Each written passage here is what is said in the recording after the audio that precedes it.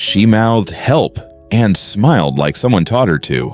Wyatt Mercer didn't see a cute moment, he saw training. A small hand pressed a crumpled note to the shop window. Behind her, a woman's fingers, hard, possessive, landed on the girl's shoulder. That detail burned. It offended everything wired into him as a father and a former Special Forces operator.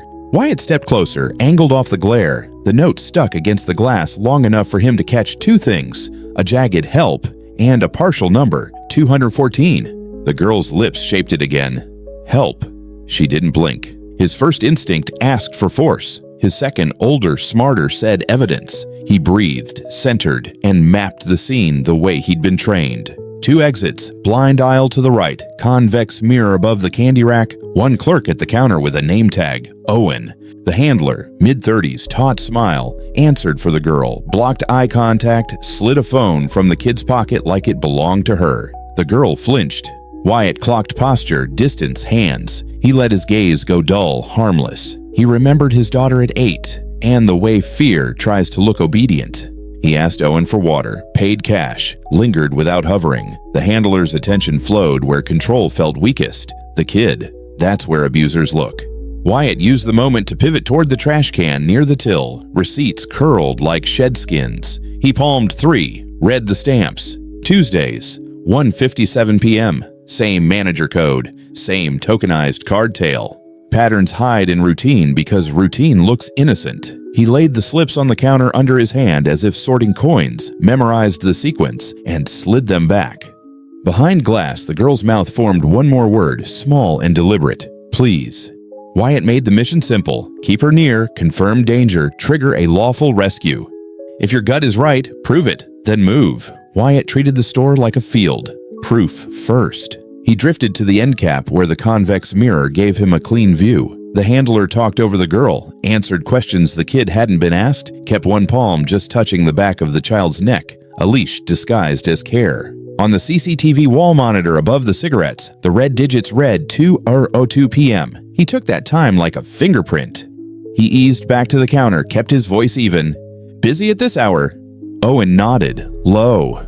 Weird busy, he whispered. Same lady, different kids. That landed like a cold nail. Wyatt asked for a gift bag, something to keep him planted. While Owen fetched tape, Wyatt dialed local dispatch, set his words like stepping stones: possible exploitation, observable coercive behavior, pattern of receipts. The answer came padded in policy. Not enough for a unit, maybe a custody dispute, document and callback. He felt the old anger flex. He put a lid on it. Use the ladder, not the bat. On the newest receipt, a tiny callback number was printed beneath the card token. It didn't look like the store's line. He typed it into his notes, then called a number he knew by heart from briefings and school posters he'd never ignored, the Federal Child Exploitation Hotline. Nora Whitaker answered calm, clean. He fed her the details: the help behind glass, the 214, the timestamp, the behavior. Nora asked for witness confirmation. Wyatt covered the mic. Owen, can you keep the girl here 2 minutes without drama? Owen blinked, then grinned. Easy. Oof, misring the gift wrap. Owen said cheerfully to the handler, let me redo it. Free upgrade. The printer hummed a friendly lie. The girl stayed within arm's reach of the counter and within Wyatt's protection while the wheels above them began to turn. Names make monsters smaller until you see how many there are. Nora ran the callback string while Wyatt kept his body a quiet wall between the girl and the door. Your number routes through a spoof hub, she said. We've seen it in a network called Carousel. The words slid like ice. It meant scheduled pickups, rotating fronts, adults who treat children like logistics. Wyatt asked for the next step. Nora's tone stayed steady. Witness statement, photos of the receipts, exact times, no confrontations. He moved like he had all day. Owen scribbled what he'd seen. Dates, the handler answering over kids, the way they never touched candy. Wyatt photographed the slips beside a handwritten time board, bagged 2 copies, sealed them with tape. Clean chain, clean case. A chime rang. The handler glanced at her phone, went still, then tugged the girl's hand. We should go. Wyatt pivoted a stroller aisle just enough to make a polite blockade. Sorry, tight spot. He smiled, harmless. The seconds stretched. Owen's redo receipt chattered another line of stall time. Units are close, Nora murmured in his ear. Plain clothes. Keep normal. The door opened, then didn't. 2 customers walked in with paper cups and quiet eyes. They spread to the corners like background. Nothing looked like a raid, and everything was. An agent gave Wyatt a passing nod that said, "We have it." The front doors stayed held by maintenance, a velvet rope no one questioned. Life continued. Scanner beeps, candy bags, small talk. Under that noise, the team mapped the store. Angles, witnesses, sightlines. Wyatt handed over the photos and receipts. "Look at the Tuesday cycle," he said. 1:57 to 2:05. Tech skimmed the CCTV, froze frames, matched the handler's touch to time. One line on a screen connected to a nearby address. "This isn't a custody fight," the agent said softly. "It's a pipeline." Room 214 wasn't a clue, it was a schedule. While Tech cataloged the girl's small backpack for contact info, a hidden pouch crinkled. Inside, a handwritten label in lilac ink, Riverton Motel. Rim 214, 215, the same number from the note on the glass. The air thinned. Nora's voice came back. "Carousel uses rotating motel rooms, spoof lines, predictable windows. We briefed this pattern last quarter." Predictable was a gift. Predictable could be contained. The field commander laid out rules of engagement 3 blocks from the Riverton. Lawful authority, child-first tactics, cameras rolling for chain of custody, med on standby. No dynamic heroics unless the child was at risk. Wyatt listened, nodded. He wasn't here to be a cowboy. He was here to bring a child home and a case to court. Go, no go signed. Wristband snapped on, kit sealed. The team moved like a single breath through the motel's back corridor, past ice machines and a humming soda closet. Zones were marked in living memory. Red if unknowns broke bad. Yellow for the hall, green for the med corner. Wyatt took position where his body could become a shield without blocking the lens. At 2:14, the corridor held its breath. At 2:15, the keycard turned. The door swung. Inside, a woman jerked up, startled, hands splayed. A second phone on the bed blinked with unread messages. No theatrics, no shouting, just quiet, practiced commands. Hands visible, sit, don't move. A medic's bag opened in the hallway like a promise. Wyatt's eyes went where they always went, toward a child-sized shadow and any threat greater than fear. No guns flashed, no hero pose, just discipline. Evidence tech stepped in behind the first wave, tagging devices, logging times, sealing bags. The point wasn't a fight. The point was a rescue that would hold. Truth doesn't shout, it leaves fingerprints. Inside room 214, the story wrote itself in ink and time code. Phones lay face down on the dresser. A spiral notebook rode the bedspread. A keycard hung from a lanyard with a sticky note. 214. Evidence techs moved with ritual care. Photos first, then bag and tag. Then the black marker that turns objects into proof. Wyatt stood shoulder to shoulder with the witness officer, calling out times, keeping the sequence clean. The ledger cracked open to neat columns, dates, initials, a thin line of arrows pointing from the store to this room. The same hour, the same Tuesdays. A match card appeared, lilac ink, the same handwriting from the backpack pouch. The room itself echoed the store's glass. Different walls, same pipeline. Wyatt felt anger come up hot and disciplined it into process. He signed his finder on one envelope, then stepped back so the camera could own the scene. That's when the room shifted. The handler, Tessa, stole a glance past the agents, slid along the bathroom wall, and popped into the hall with a burst of motion that belonged to prey. An agent moved to follow, but Wyatt lifted a palm and pointed to the girl and the ledger. Priorities. The child and the case had to live through tomorrow. Tessa broke left for the service corridor. Metal rattled. Wyatt heard the freight elevator groan awake, old cables complaining. He handed his spot to the witness officer and flowed into the hallway, not sprinting, not loud, just there. He caught the elevator doors yawning, 1 foot inside, the handler jabbing at the panel. The platform stuttered. Somewhere a bell dinged a lazy warning. Hold positions, Wyatt said into the air as if talking to the building itself. He scanned for the control box, the red mushroom of an emergency stop. The simple things that end a bad story without writing a worse one. The freight rig shuddered, dipped an inch, then squealed as gravity took a breath. Speed kills evidence. Patience saves kids. Wyatt palmed the emergency stop, twisted, and drove it home. The freight car lurched, then clamped as the brake engaged. Tessa stumbled, caught herself, and turned half feral, half pleading. Wyatt didn't posture. He kept his hands visible and his voice flat. "Don't move. She's safe. This is over." The agent who'd shadowed the hall flowed in from the blind side, the kind of angle you don't see until your wrists are kissed by steel. No spectacle, just restraint. Wyatt backed out first, eyes on the corners, ears tuned to the room where everything that mattered waited. He returned to Lily with his breath steady. Med had her in a silver blanket, eyes shielded from cameras by a soft visor. He crouched to her height without closing distance. "You did the brave thing," he said, quiet as a library. She nodded once, a movement taught by fear, not agreement. Identification came like a careful sunrise, note to voice, voice to name, name to a printout pulled from the ledger with gloved hands. The bracelet on her wrist caught a medic's light, a small locking band, cheap plastic, too tidy. Tech leaned in, face thoughtful. "This isn't jewelry," he murmured. "It's a ping." Wyatt's chest tightened. "Dead man?" Tech nodded, cautious. "Could be. Some rings run alerts if the band goes offline or leaves a radius. If someone panics, they push messages to a hub." The word hub put Carousel back in the room like a cold draft. The field commander stepped to the door and drew a thin line in the air. "We exfil clean, split routes, no deals, no drama." Wyatt checked Lily, checked the ledger, checked the calm. He wasn't here to win a chase. He was here to keep a promise a child wrote in shaky letters on glass. Outside, 2 cars idled like patient punctuation marks. The night had decided to listen. Get the kid safe, get the case safe, then face the noise. The team split on purpose. Lily rode the quiet car with a medic and a child advocate. Windows shaded, route mapped through sleepy streets. The ledger and phones traveled in a legal van with a camera burning timestamps into the dark. Wyatt climbed into the follow unit, headset on.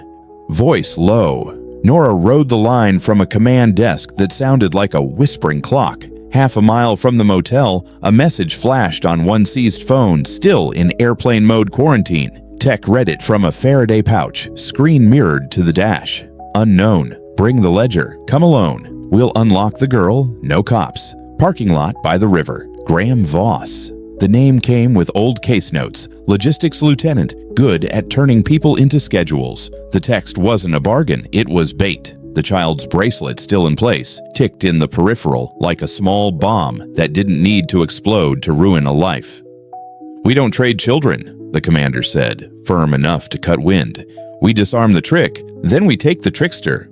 Tech rolled the bracelet in gloved fingers, eyes tracking its seams. "Basic BLE. Maybe a sim piggyback," he said.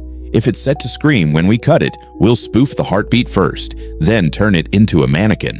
Wyatt looked at Lily sleeping against the medic's shoulder, a tiny furnace under a foil sky. "Do it without touching her," he said. "Her body has been touched enough." They staged 2 blocks off the river lot. Decoy sedan drifted in to be seen. Overwatch melted into the edges. Benches, a mural's shadow. The space between streetlights. Nora's voice was steady water. "Bracelet first, then the call. We'll let Voss believe he's still holding cards he's already lost." The river moved like time. Forward, indifferent, inevitable.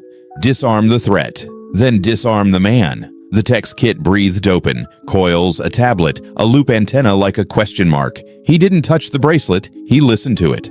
A tiny pulse answered back, proud of its own existence. He built it a ghost. The loop recorded the heartbeat, cloned it, and fed a cleaner twin into a pocket transmitter. The bracelet's world didn't change, so it didn't scream.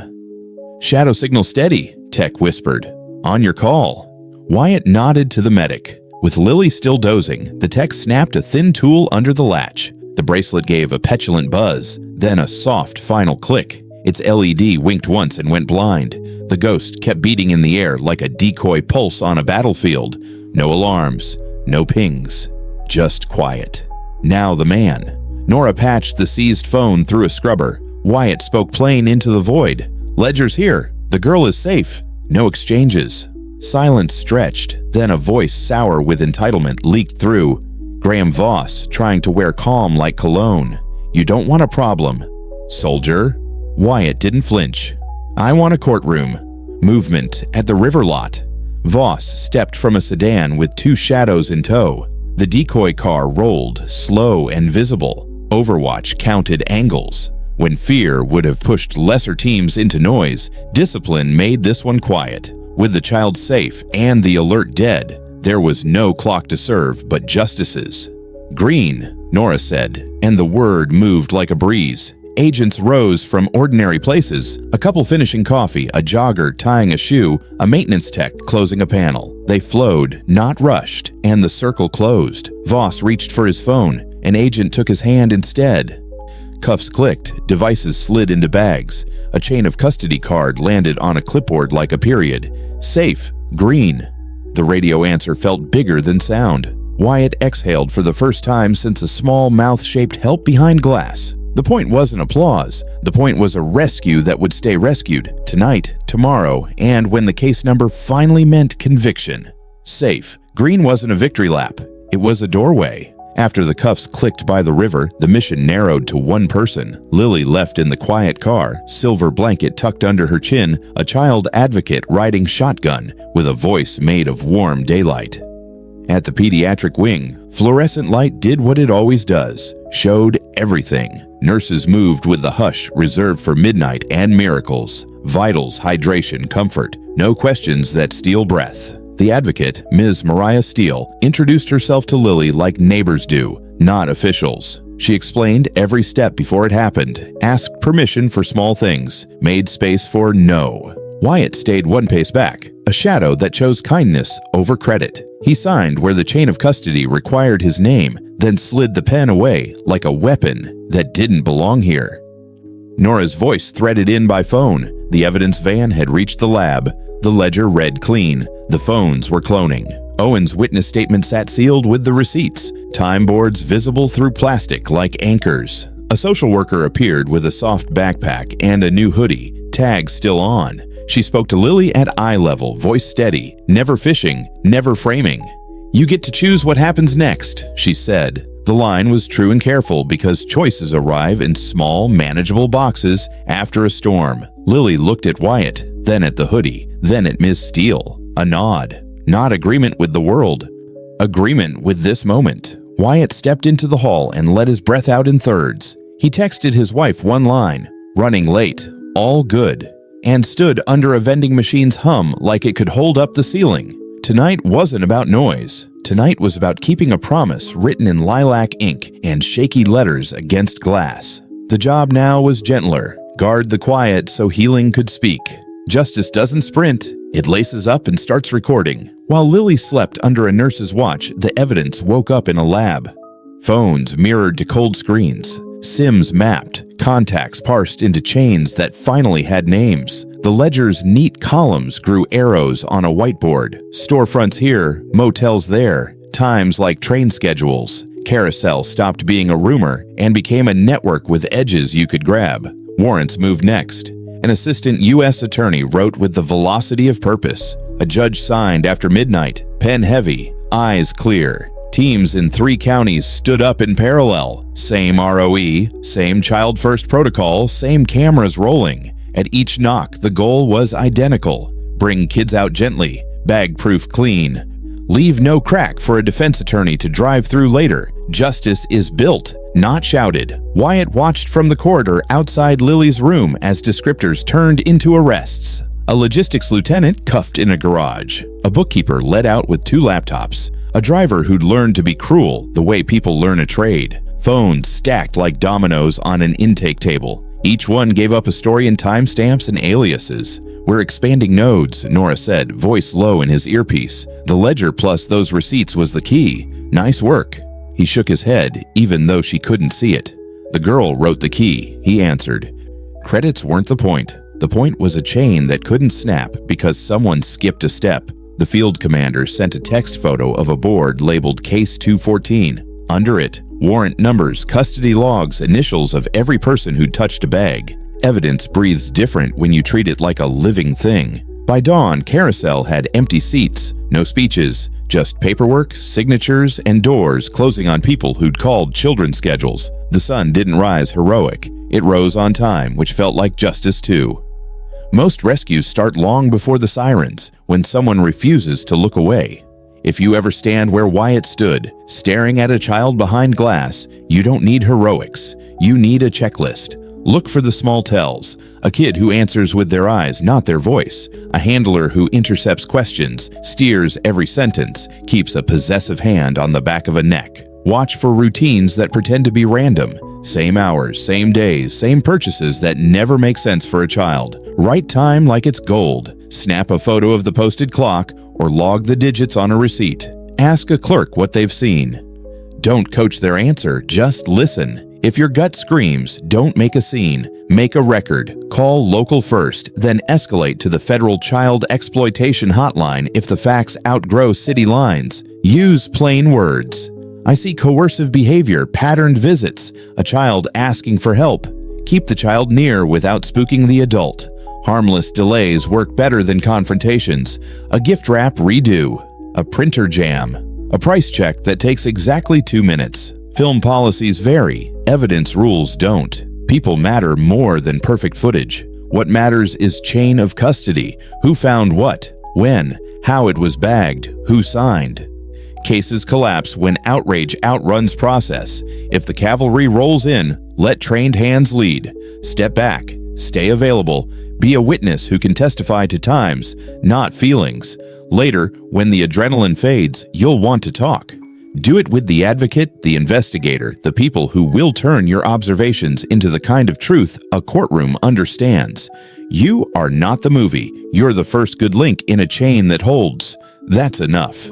That saves lives. The story doesn't end with a takedown. It ends when a child's dignity is safe. Morning found Wyatt in a kitchen not his own, the hospital family room, cradling coffee that tasted like relief. He texted home again. I'll be late for pancakes.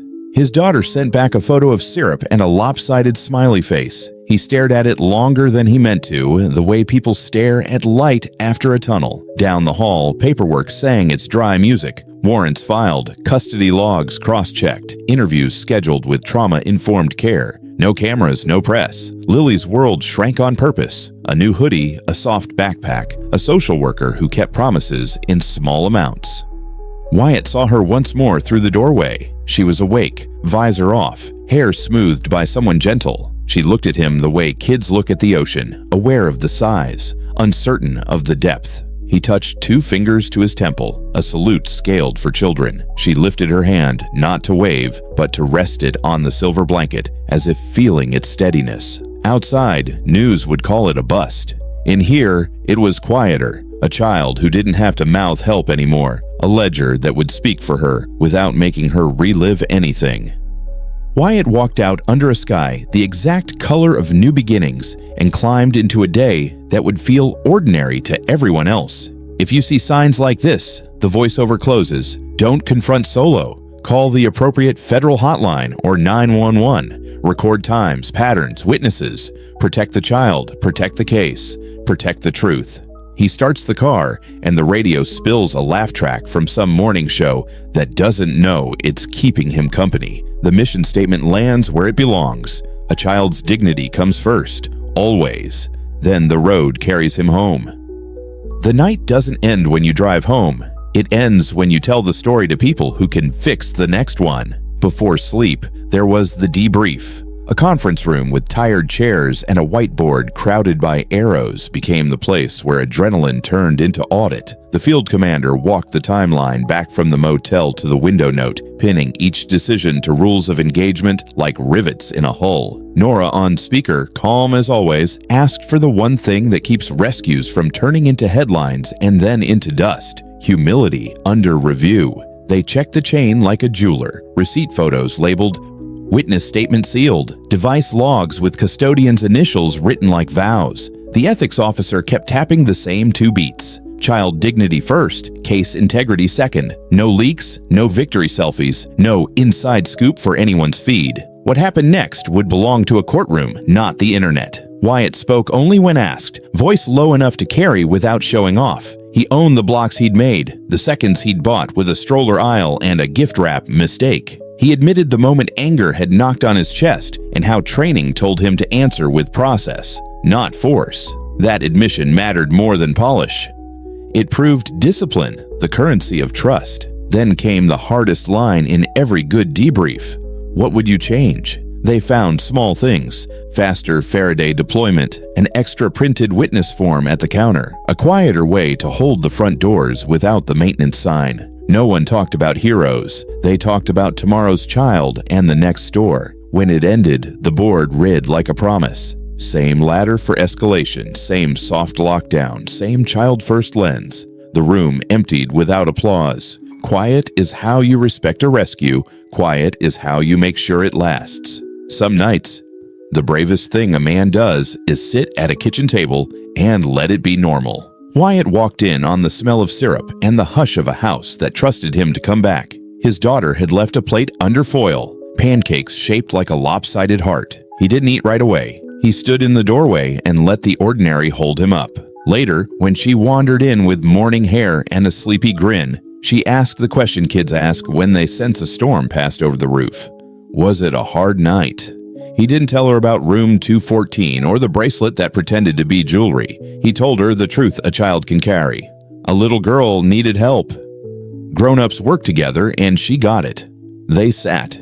He cut pancakes into squares, the way she liked when she was smaller. She talked about a school project and a joke from her teacher. He listened like it was training, because it was. The practice of staying human after a night that tried to turn people into evidence. When she asked why he looked tired, he said, "Because important things are heavy and worth carrying." She nodded like that made sense. On the counter, his phone buzzed once. A text from Nora, case 214. Protective order granted, child in placement with advocate support. He tucked the phone face down and let the moment breathe.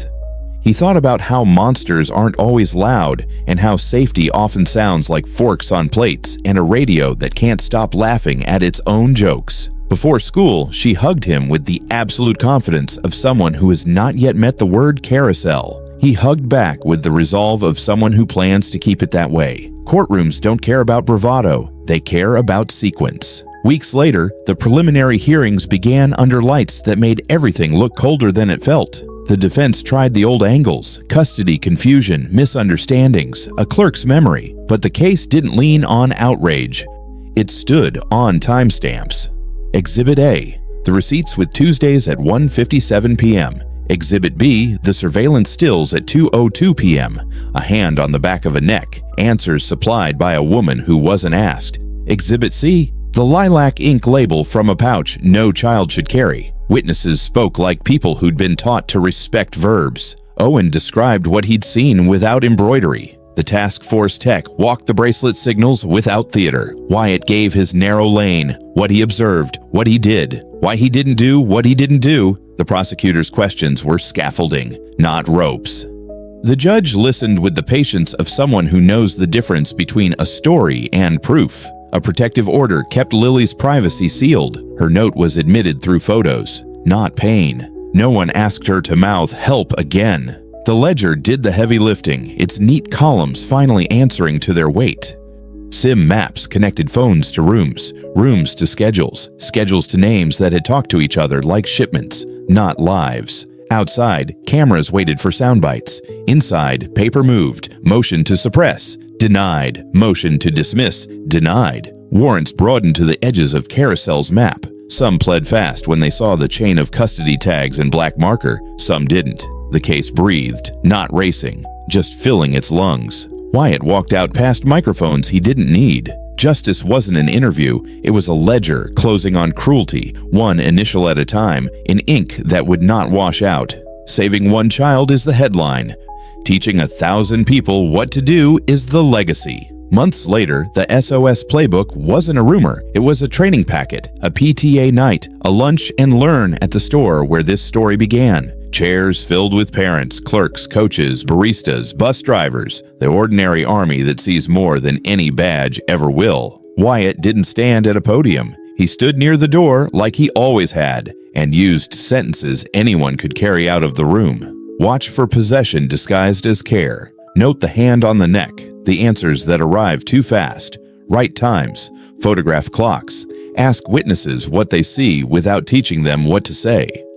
If your city can't move, call the federal line.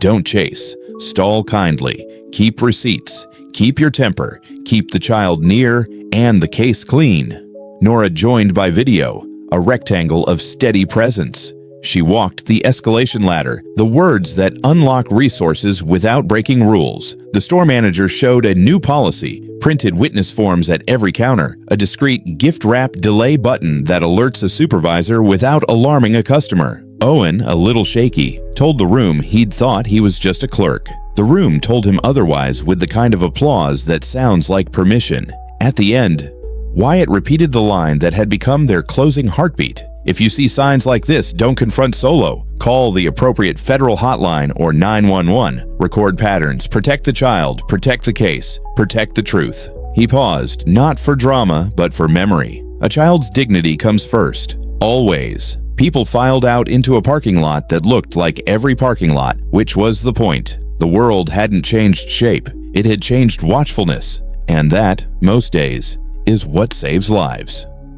Preparation beats performance, especially in court. The trainings that filled cafeteria chairs turned into muscle memory when trial dates landed. No one rehearsed heroics, they rehearsed sequence. The prosecutor sketched the case on a whiteboard the way a pilot draws a flight path. Receipts at 1:57, CCTV at 2:02, backpack label with lilac ink, motel keycard, seized phones, bracelet telemetry. Every exhibit lived inside a chain of custody wrapper like a life jacket. It meant Lily didn't have to. Her note came in as a photograph. Her voice came in as a certified advocate reading a short permission statement. I said help. People listened. That was all the court needed from a child. Wyatt's part stayed narrow by design. He described what he saw and what he didn't do. No confrontation, no vigilante moves, just lawful stalling and calls up the ladder. The defense tried to fog the glass, misunderstood guardian, clerks misremembering, numbers without context. Fog evaporates under heat. The context was time, and time was written everywhere. Digital forensics took the stand like cartographers of harm. They mapped carousel's spoof lines into hub and spoke traffic, texts that read like shipping notices, calendar entries that treated children like units. Geotags stapled to Tuesdays at 2:15. The bracelet signal history printed out as a steady pulse that went dark the moment the decoy heartbeat took over, a quiet proof of skill meeting ethics. The judge watched a system on trial, not a single bad night. When cross-exam pressed Nora on escalation, she answered in sentences that fit on cue cards. Local first, federal when patterns cross city lines, child first protocol always. No friction, no drama. Just policy doing what policy is for. By day's end, the story that began behind glass read clean in oak and paper. The jury didn't hear Wyatt's anger. They heard his discipline. And that, more than anything, is what sticks. Sentences don't undo harm, but they do close doors. Verdicts arrived like winter, inevitable after enough gray days. Guilty on trafficking-related counts for Graham Voss. Conspiracy and endangerment for Tessa Pike. Accessory pleas from people who once called themselves drivers, bookkeepers, coordinators. The courtroom stayed steady. No cheers, no gasps. Just a rhythm of "Yes, Your Honor," and the sound of pens finishing what began as a whisper on glass. Impact statements came without spectacle. Lily's advocate read 2 paragraphs approved by clinicians. A child's right to sleep, to choose who stands near, to keep her own pockets. Wyatt spoke last and smallest. He didn't tell war stories. He told the court about the receipts and the choice to breathe instead of break something. "We saved a child by protecting the truth," he said. "Please protect it the rest of the way." It wasn't rhetoric. It was a handoff. Sentencing day was a ledger closing. Years stacked, supervised release conditions spelled out like guardrails, registry mandates framed as community promises. The judge's remarks cut in the precise place that mattered. Children are not schedules. The gavel didn't feel like a bang.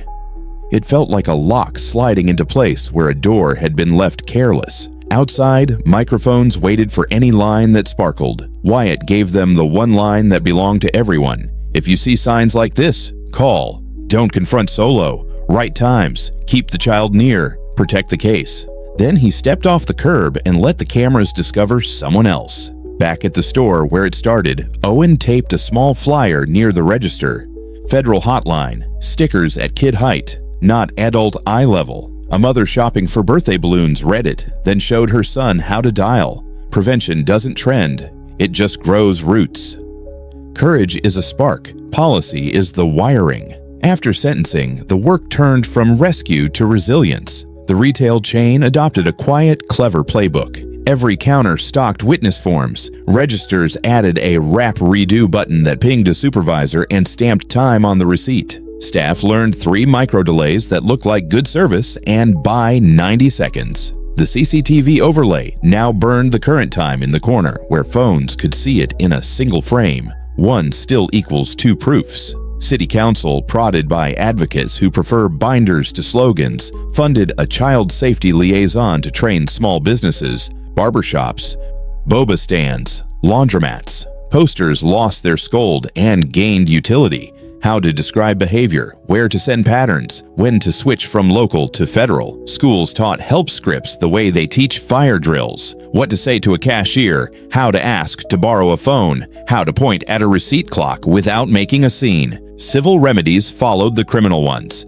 A motel group that looked the other way learned what negligence feels like on paper. A property manager lost a contract after ignoring calls about suspicious Tuesdays. No villains were invented. Accountability did the slow, boring miracle of prevention. Wyatt found himself on panels he didn't want to enjoy. He said the same simple lines and then gave the microphone to clerks and coaches, people whose ordinary shifts intersect the extraordinary more than anyone admits. Nora's team published a short guide that fit on 1 laminated card: observe, delay, document, escalate. It traveled faster than any speech. And in the store where it started, a donation jar rebranded itself. Not coins, but hotline cards and tiny notebooks. Kids took them like souvenirs. Parents didn't argue. Culture had shifted an inch, the kind of inch that keeps a hand from a child's neck when someone's watching. Some endings are really beginnings that learned to breathe.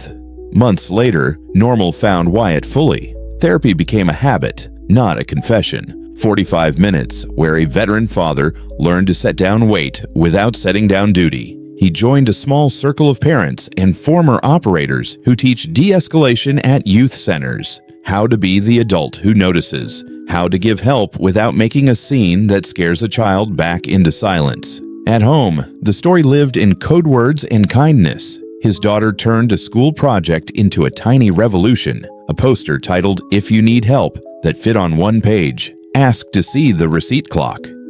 Ask for a gift bag redo. Ask to borrow a phone to call mom. Her teacher printed it for every classroom. It wasn't a scary lesson, it was a map. One evening, a message from Nora slid onto Wyatt's phone. Final appeal denied. Case 214 stands.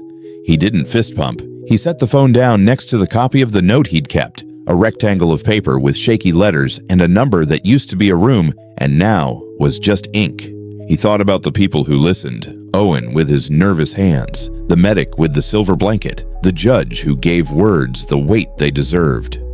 He walked to the porch as the day folded itself into blue and told the night the only mission statement that ever mattered. A child's dignity comes first, always. Inside, his daughter laughed at a rerun. Somewhere in the city, a cashier practiced saying, "Oops, let me fix that," and bought someone the longest 2 minutes of their life. The story didn't end with the rescue. It ended with a community that knows how to start one. And that's the kind of ending you can build on tomorrow. Rescues save lives. Reports save futures. Months after sentencing, the carousel case turned into something sturdier than headlines, a blueprint. A joint report landed across agencies and retail chains with the force of common sense. Pattern beats panic. Timestamps beat rumors. Child first beats everything. It diagrammed the pipeline without glamour, turning room 214 into a warning label for every front that hides in plain sight. Wyatt read the executive summary at his kitchen table, coffee going cold as bullet points quietly rearranged the country. State task forces synced their clocks. Hotlines updated scripts with the gift wrap delay, the receipt clock, and the listen without leading prompt for clerks. A federal-state liaison pilot program launched in 3 corridors where fronts like Carousel prefer to nest, near interstates, near cash-only motels, near places people don't look twice at routine. The first proof came from a town nobody writes songs about. A hardware cashier heard a girl answer with her eyes, not her mouth. He pressed a price check key that lit up a discrete icon at the manager's screen. A minute stretched, on purpose. The hotline took the call. Plain clothes arrived looking like Saturday. No chases, no noise, just a clean extraction and a ledger in a shoebox. The report's playbook held. Nora texted Wyatt a photo of a whiteboard that looked familiar, arrows from storefronts to rooms, times that matched, names that finally had accountability attached to them. He replied with the only line that felt right. Make it boring. Boring meant repeatable. Boring meant lives saved because procedure outworked evil's theatrics. The sticker that once curled on one register now appeared on 1,000. Federal hotline, small enough for a pocket, printed low enough for a child's eyes. Systems were remembering what heroes forget, because heroes sleep and systems don't. The mission had learned to live without Wyatt in the room, which is how missions ought to grow up. Not every story needs a spotlight to heal. Lily's name stayed where it belonged, sealed behind orders and shielded by adults who understood how privacy holds a life together. Progress arrived in ordinary shapes. She chose when to sit by a window. She kept a hoodie because it was hers. She learned that appointments end and doors open outward. Her advocate, Ms. Steele, sent periodic, careful updates to the task force. Not details, not diagnosis, milestones that felt like sunlight on a quiet porch. Wyatt didn't visit. That was the point. He learned to measure success at a distance. A report that said stable placement. A note that said art class, good day. A line that said no press, no leaks. He folded those lines into the part of his mind that once stored maps and now stored boundaries. At home, he practiced a different courage, letting life be simple. He walked his daughter to school and let her sprint the last half block like kids do when they trust the world a little. At the store, Owen kept a stack of witness cards next to the register, thumbing them like lyrics he finally knew by heart. The manager replaced the convex mirror and positioned the CCTV clock exactly where a phone camera could catch it without drama. Small things, all sharp. One afternoon, a therapy session sharpened the thing veterans often leave vague. "What do you want to keep from that night?" the counselor asked. Wyatt sat with the question until it felt like a room he could enter. "The discipline," he said. And the line we repeated until it stopped sounding like a slogan. He didn't say it out loud because some words work better as action. He carried them instead. The way you carry a key, you don't wave around. Healing isn't cinematic. It's choices that don't make the news because they quietly rebuilt a day. Teach the mirror before you teach the crowd. The next phase didn't chase fame, it chased muscle memory. A clinic in the back of the store hosted evening drills with coffee and folding chairs, clerks and coaches, baristas and bus drivers, people whose shifts see everything. Wyatt opened with a simple ask. Practice sentences you can actually say when your hands shake. They rehearsed lines until they came out smooth. Oops, let me reprint that. Could you help me with a price check? Can I borrow your item for a photo? Each sentence bought time the way a dam buys a town. A teen barista named Keegan raised a hand. What if the adult gets loud? Wyatt nodded.